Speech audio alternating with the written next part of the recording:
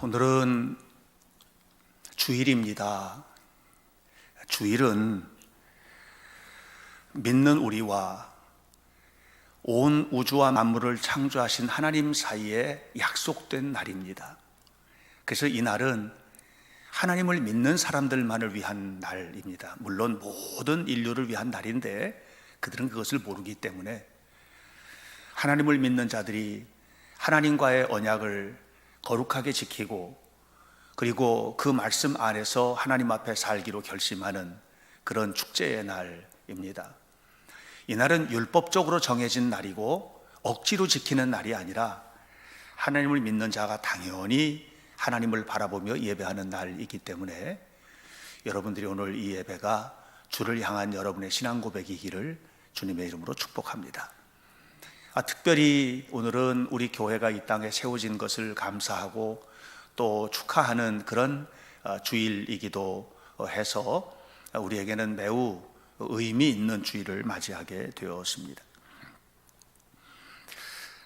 지난 26년을 돌아보고 또 앞으로 언제까지 우리가 이 땅에 머물러 있게 될지는 알 수 없으나 하나님께서 예수 그리스도를 이 땅에 보내주시고 그리스도의 재림이 모든 것을 완성하는 그날까지 우리가 이 교회가 존재하게 된다면 지금까지 지켜주신 것도 하나님의 은혜이고 또 앞으로 살아갈 모든 날들도 하나님의 손에 있는 것입니다. 그러므로 우리가 바울의 고백과 같이 사나 죽으나 다 하나님의 은혜 속에서 아버지 앞에 행하는 은혜로운 교회와 성도들이 되기를 바랍니다.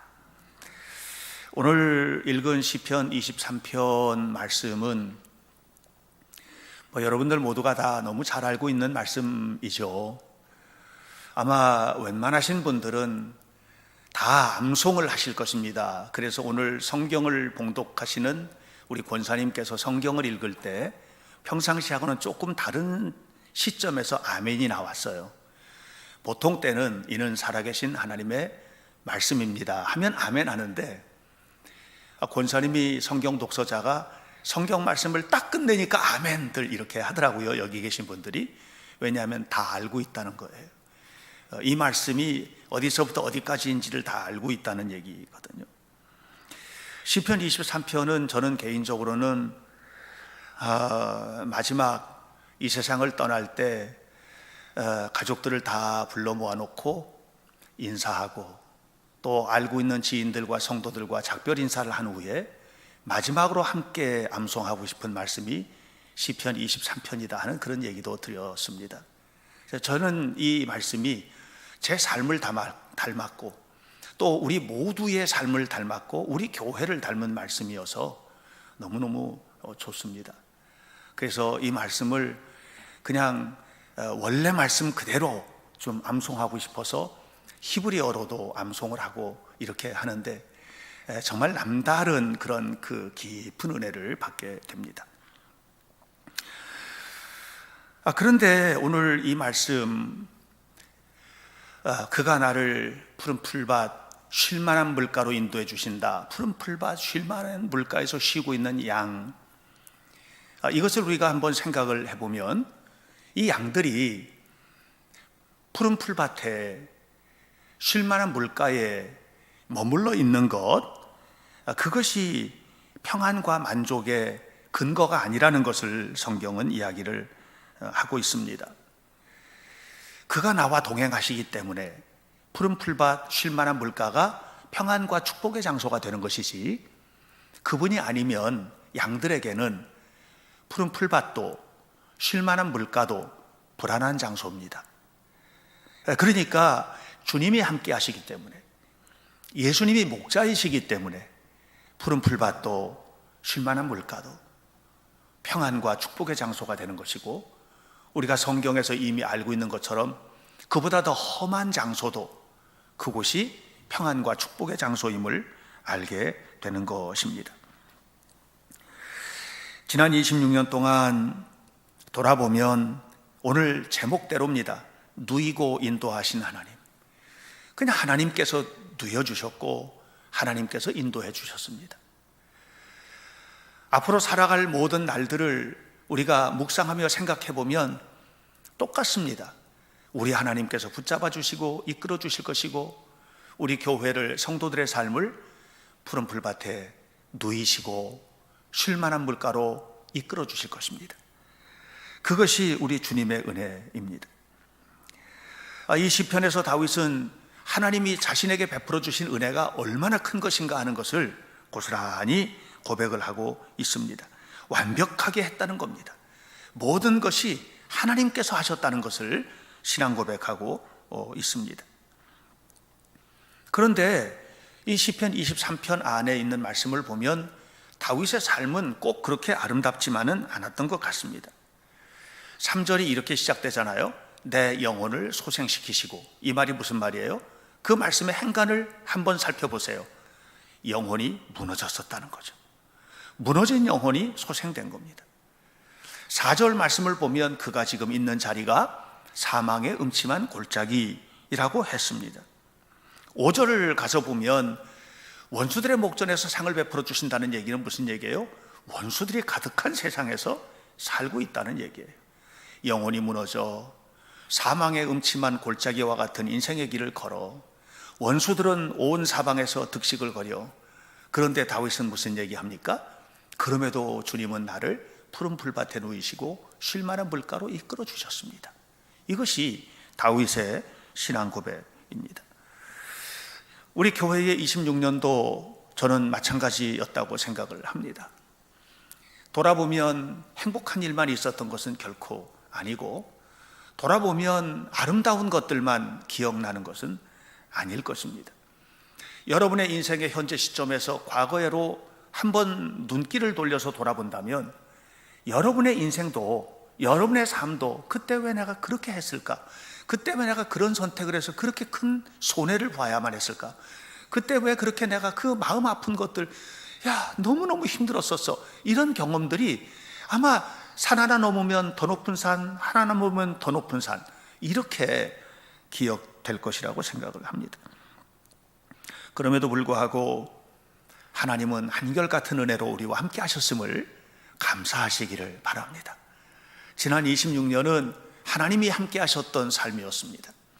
여러분의 모든 과거의 삶도 하나님이 함께 하신 삶이었습니다.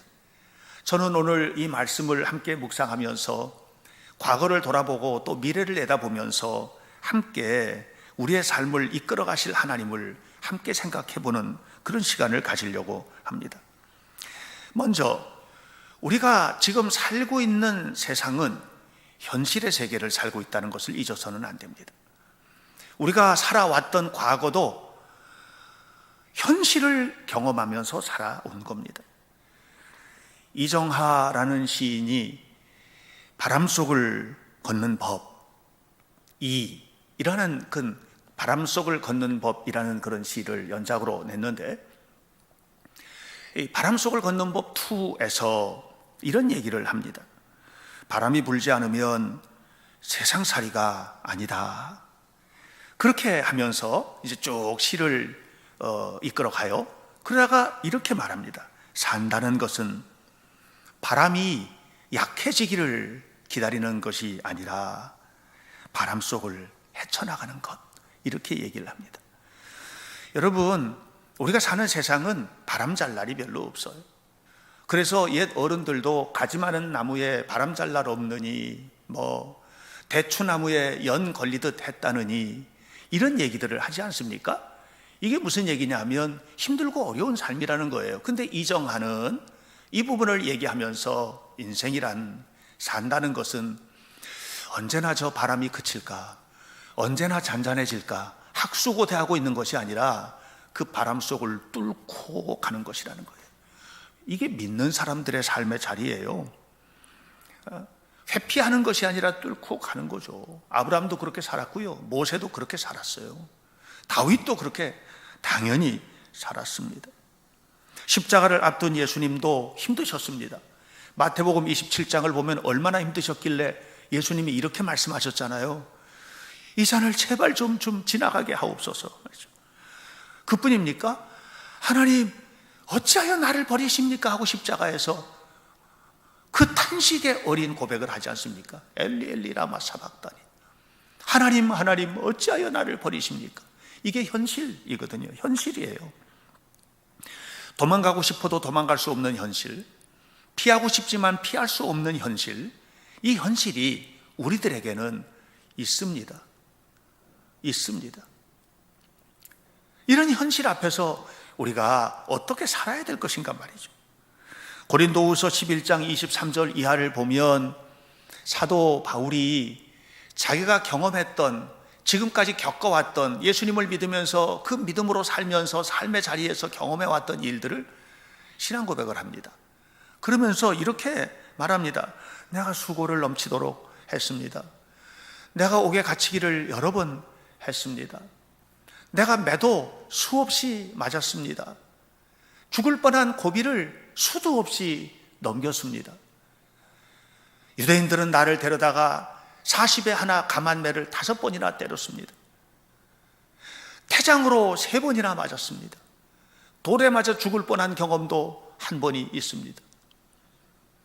내가 너무나 많은 어려움을 겪었는데, 강의 위험도 겪고 강도의 위험도 겪고 동족들에게 위험도 겪고 이방인들에게 위험도 겪고 광야에서 고통도 받고 배고프고 춥고 굶고 헐벗고 너무너무 힘든 과정들을 겪어왔습니다. 이렇게 얘기를 합니다. 예, 아무도 이런 어려움을 겪고 싶지는 않아요. 그런데 사도 바울이 경험하는 현실인 거예요. 현재 바울의 복음을 전하면서 만나는 현장인 거예요. 현장인 거예요. 바울은 한 번도 피해가지 않았어요. 그것이 현장인데 그것을 피해가지 않았어요. 바울 앞에 닥쳐있는 태산 같은 어려움이에요. 그 어려움을 피해가지 않았어요. 지난 26년을 돌아보면 그냥 도망가고 싶지만 도망갈 수 없는 현장들 만났잖아요. 너무나 사랑하는 사람을 먼저 떠나보내기도 하고, 그렇죠? 힘들고 어려운 역경과 좌절의 순간에 서기도 하고, 우리 교회가 겪었던 일도, 또 그 속에서 성도들이 함께 아팠던 아픔도 함께 울고 함께 웃고 함께 좌절하고 또는 절망하면서 또 일어서야만 했던 이런 일들이 얼마나 많았습니까? 이것이 우리의 26년이에요. 오늘도 현실, 피할 수 없는 현실이 있잖아요. 허소영 집사를 위해서 기도했지 않습니까? 이정인 권사를 위해서도 기도했잖아요. 우리 성도 가운데 한 분은 가족이 신장이 나빠서 이식수술을 준비하고 있어요. 이런 일들, 저런 일들, 이런 수많은 일들을 우리가 지금 현실로 보고 있는 거예요. 이게 우리들이 경험하고 있는, 눈 뜨고 경험하는 현실인 겁니다. 눈을 뜨면 이상적인 세상이 펼쳐지는 것이 아니라 나를 힘들게 하는 현장이 눈앞에 펼쳐지는 거예요. 자녀를 키우면서도, 부부가 살면서도, 또 교회를 나오면서도, 직장에 가면서도 그곳은 언제나 우리가 만나는 것은 뭐냐? 현장을 만나는 겁니다. 현실을 만나는 겁니다. 26년 동안 우리 교회는 그렇게 지내왔고 여러분들도 그 삶을 살아왔습니다. 그러나 여러분들이 아셔야만 합니다. 눈을 뜨고 세상을 분석하고 어떻게 하면 헤쳐나갈까 밤새도록 고민하고 그래서 그 문제가 해결되는 게 아니에요. 이 문제가 결국 해결되는 자리는 어디냐? 현실을 현실로 이겨나가는 것이 아니라 현실을 믿음으로 이기는 겁니다. 우리는 눈을 뜨고 본 세상을, 눈을 감고 기도하며 만난 주님, 하나님의 말씀 안에 깊이 들어가서 이 현실과는 너무나 동떨어져 있는 것 같은 말씀 안에서 만난 하나님, 그 옛날 2000년 전에 골고다에서 십자가에 죽으셨던 그분이, 보내주셨던 성령, 그분이 내 안에 계시고 내 안에 역사하시고, 이게 너무나 현실적이지 않은, 이걸 통해서 이겨나가는 겁니다. 마태복음 11장에서 예수님이 정말 이상한 말씀을 하시잖아요. 수고하고 무거운 짐진 자들아 다 내게로 오라, 이렇게 28절에서 얘기를 하세요. 수고하고 무거운 자들아 다 내게로 오라. 그래서 갔어요. 가면 내 짐을 걷어주실 줄로 믿고 갔어요. 갔더니 거기다가 하나를 더 얹어주는 거예요. 그러면서 뭐라고 말씀하시느냐 하면, 내가 주는 멍에를 메어라. 이 멍에를 메면 네 짐이 가벼워질 것이다. 말이 되는 소리입니까, 여러분? 짐을 벗겨주려고 수고하고 무거운 짐진 자들아 오라 해서 갔더니 짐을 벗겨주시기는커녕 당신의 짐을 더 멍해라고 하시면서 내가 주는 멍해는 하면서 멍해를 짊어져 주시는 거예요. 이게 무슨 얘기예요? 우리가 짐을 잘못 지고 살았다는 얘기예요. 여러분, 앞으로도 짐을 질 수밖에 없어요. 짐을 잘못 지고 산 거예요. 멍해를 고쳐줘야 돼요. 주님이 고쳐 매주시는 멍해를 매야 돼요. 그래야 엄청난 짐도 짐으로 여겨지지 않는 이 은혜를 우리가 살게 되는 거예요. 제가 지난 월요일 날 우리 교회 가구들이 있지 않습니까? 의자니 여기 강대상이 이런 가구들, 이거 전부 다 이제 성회성구사라는 성구사에서 한 건데, 우리나라에서는 가장 큰 성구 만드는 회사입니다. 거기에 이제 회장 임선재 회장님을, 장로님이신데 그분을 만났어요. 예. 그분이 특별한 거를 저에게 좀 부탁을 해서 가서 예배도 인도하고 이렇게 하면서 서로 이제 만났습니다. 만나서 이야기를 나누는데 그분이 그런 얘기를 하는 거예요. 목사님, 하나님이 하시는 일이 참 놀라운데 그 하나님이 하시는 일을 받아들이는 것은 결국 우리의 믿음인 것 같아요. 이런 얘기를 해요. 그래서 무슨 말씀이신데요? 그랬더니 한국교회가 어려워지면서 벌써 수년 전서부터 힘들어지고 하면서 이 성구 만드는 기업체들이 많이 도산을 하고 문을 닫고, 그래서 지금은 이제 가족 단위로 하는 작은 단위의 성구 회사들만 살아남는, 별도의 비용이 이제 나가지 않도록 하는 그런 속에서 이 성회성구사가 지켜오는데 너무 힘들었다는 거예요. 그런데 설상가상으로 2017년에 공장에 불이 난 거예요. 불이 났다는 얘기를 듣고 그냥 즉시 달려갔는데 새벽 1시에 도착을 했는데, 1시에 도착을 했는데 불이 그냥 활활 불이 타오르는데, 그걸 딱 보는 순간에 마음이 덜컹 내려앉아야 되잖아요. 그런데 마음이 덜컹 내려앉은 게 아니라 무릎을 털썩 꿇고 그 불길을 바라보면서 기도를 했대요. 하나님, 저 불처럼 부어가게 하옵소서, 저 불처럼 일어나게 하옵소서, 저 불처럼 세워지게 하옵소서. 그 기도를 했다는 거예요.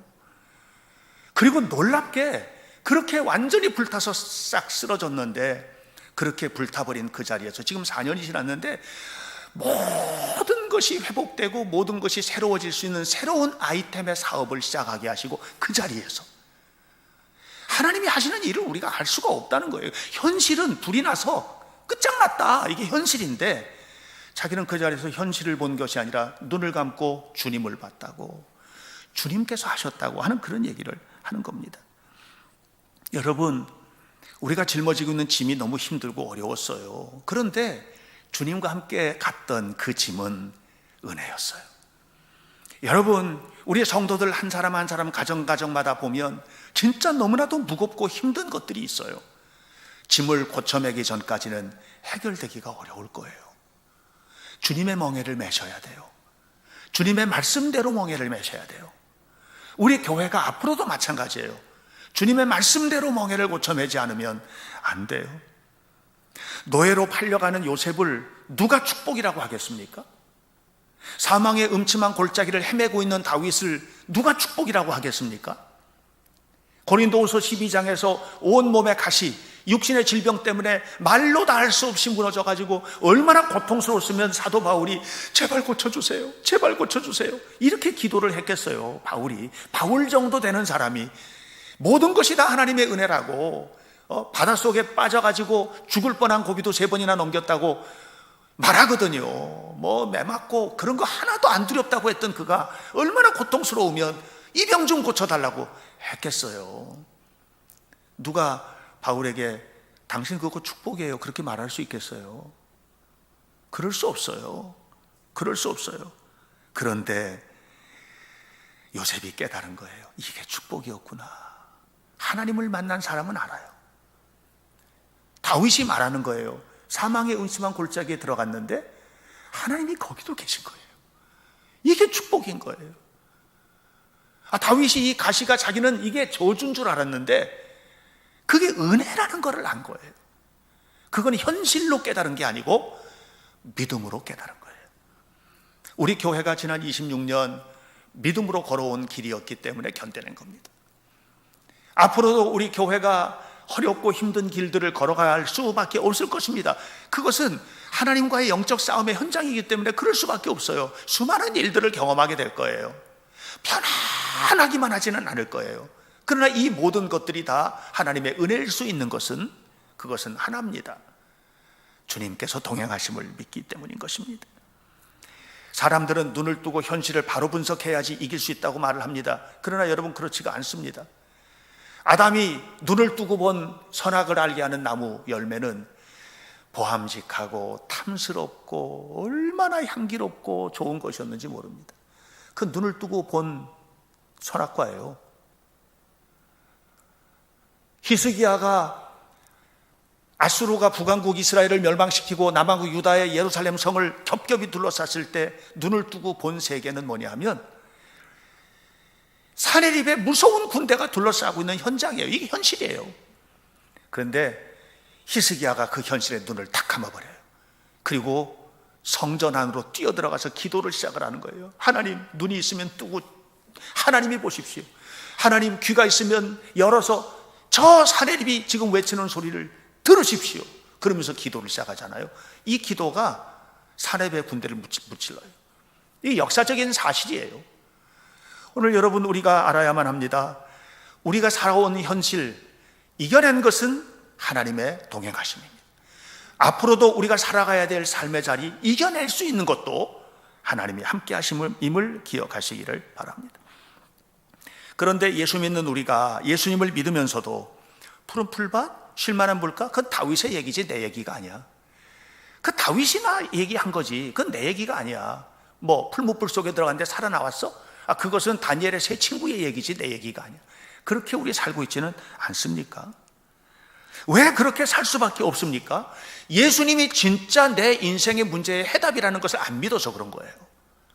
예수님이 내 삶의 문제의 해답이라는 것을 못 믿으니까 문제는 문제대로 있는 것이고, 어떤 사람이 엄청나게 간증을 해도 그 간증은 그 사람 얘기지 내 얘기가 아닌 거죠.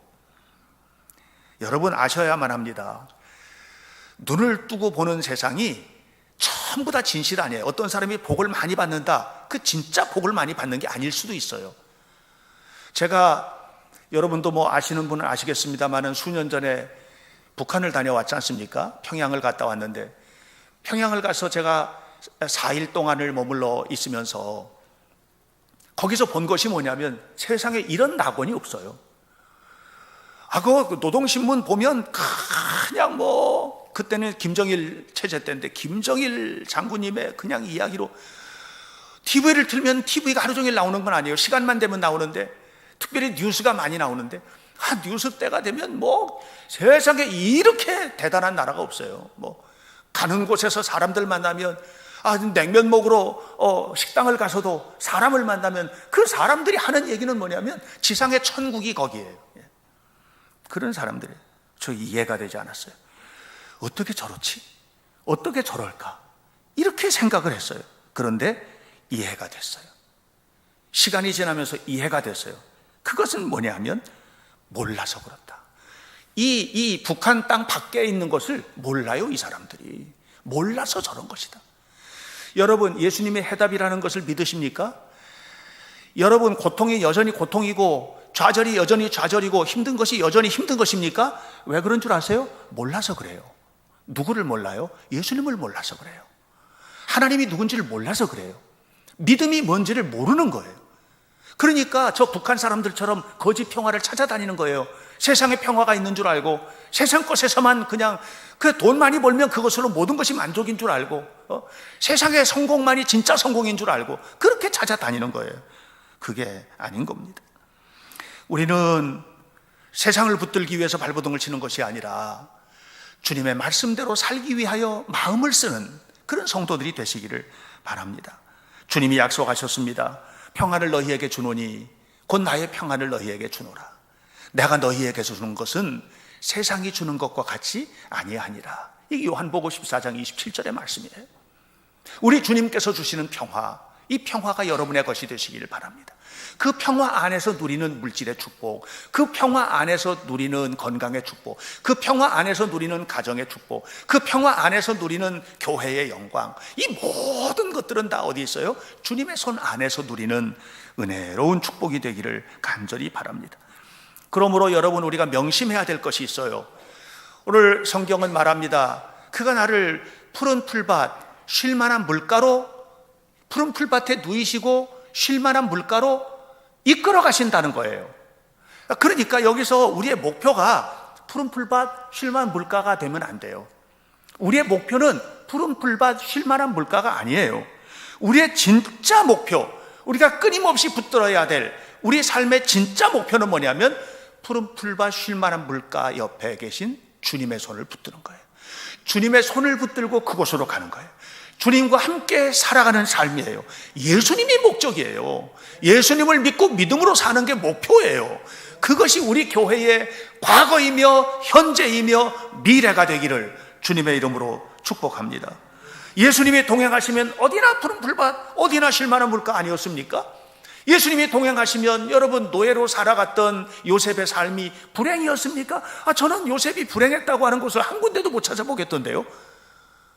저 바벨론에 잡혀갔던 다니엘의 삶이 매일매일 불행했습니까? 저는 다니엘의 삶이 불행했다는 것을 다니엘서 어느 구석에서도 찾아볼 수가 없어요. 심지어는 사자굴 속에 들어가는데도 그 얼굴 속에는 불행의 그림자가 없는 거예요. 왜 그렇죠? 그의 목표는 세상에서의 성공이 아니라 예수님이었기 때문에, 하나님을 붙들고 사는 것이었기 때문에 그런 것입니다. 사랑하는 여러분, 그래서 우리 교회의 26년이, 그리고 오늘 우리 교회의 현실이, 그리고 우리 교회의 미래가 주님의 손에 붙잡히는 은혜로운 교회가 되기를 바라고, 이 교회가 아름답고 행복한 교회가 되는 것은 전제 조건이 있어요. 하나님이 함께 동행하시지만 동시에 여러분 모두가 다 주님을 바라보고 살 때 이루어지는 축복입니다. 교회가 가려고 하는데 성도들은 모두 세상으로 가고 있다면 그것이 어떻게 아름다운 교회, 교회다운 교회라고 할 수 있겠습니까? 여러분 모두가 다 주님을 붙들고 주님과 함께 살아가는 이 삶을 살아가는, 내 인생의 최대의 목표는 푸른 풀밭을 붙들고 쉴만한 물가를 죽어라고 붙들고 그것 붙들고 씨름하고 이렇게 사는 것이 아니라, 내 인생의 최대의 목표는 예수님 품에 안기는 것, 주님을 붙들고 사는 것, 이것이 될 때 여러분의 삶은 물론이고 교회가 오늘 말씀처럼 누이시고 인도하시는 하나님의 품 안에 머물게 되는 것입니다. 여러분 모두의 삶이 하나님이 누여주시고 하나님이 인도하시는 복된 삶이 되시기를 축복합니다. 우리 교회가 26년을 하나님 앞에 영광으로 감사하면서 드리고, 이제 또 미래를 내다볼 때에 우리 하나님의 손길에 이끌려가는 거룩한 교회로서 꿈을 꾸고 세워지는 아름다운 교회가 되기를 예수님 이름으로 간절히 축복합니다. 기도하겠습니다. 살아계신 하나님, 눈을 감고 26년을 돌아보면 우리 교회도, 우리 성도들도, 부족한 종의 목회의 여정도 하나님이 누이시고 하나님이 인도하신 삶이었음을 고백합니다. 아버지 하나님, 세상에서 머물러 있는 여전히 우리 교회의 삶의 현장을 바라볼 때에 내다보는 미래학자들이 바라보는 미래, 종교학자들이 바라보는 교회의 모습들은 넉넉하지가 않습니다. 그러나 그럼에도 불구하고 믿음의 눈을 뜨고 육신의 눈을 감고 조용히 주님과 함께 내다본 미래는 하나님의 축복의 장소임을 고백합니다. 자비하신 하나님, 우리 성도들도 지켜주옵소서. 우리 성도들도 누이시고 인도해 주옵소서. 거룩하신 하나님의 은혜 속에서 살아가도록 도와주옵소서. 약장사의 과대 광고처럼 보일지도 모르는 성경 안에 어마어마한 약속들이 과대 광고가 아니라 우리에게 주시길 원하시는 하나님의 마음임을 깨닫게 하여 주시고, 진짜로 믿게 하시고 진실로 누리도록 축복해 주옵소서. 우리 하나님의 영광이 우리 교회와 모든 성도들의 삶 속에 풍성하기를 원하며 예수님 이름으로 기도하옵나이다. 아멘.